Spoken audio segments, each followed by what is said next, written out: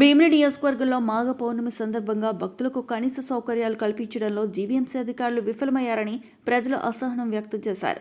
ప్రత్యేకమైన ఆదివారం మాఘ పౌర్ణమి రావడంతో భీమిలి బీచ్కు భారీగా భక్తులు తరలివచ్చి సముద్ర స్నానాలు చేశారు.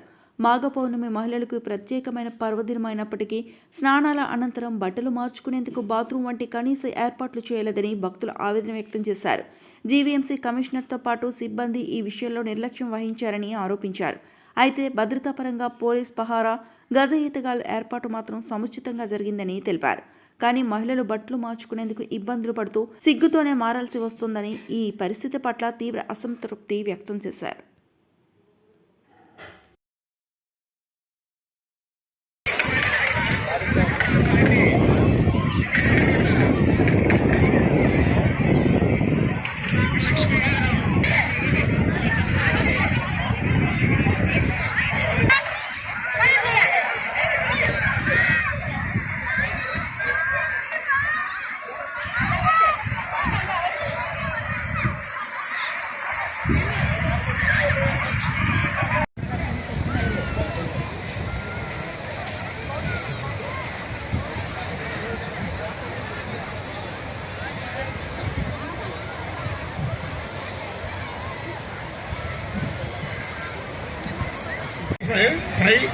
Q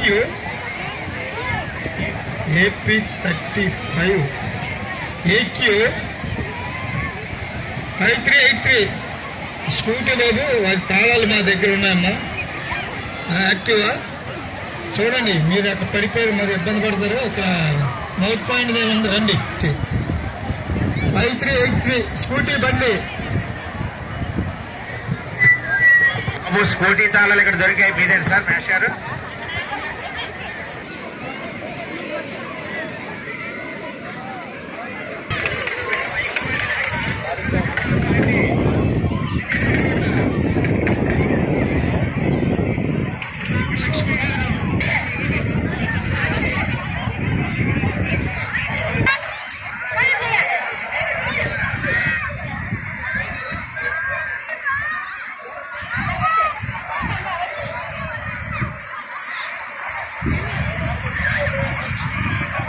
మీ పేరు చెప్పండి ముందు.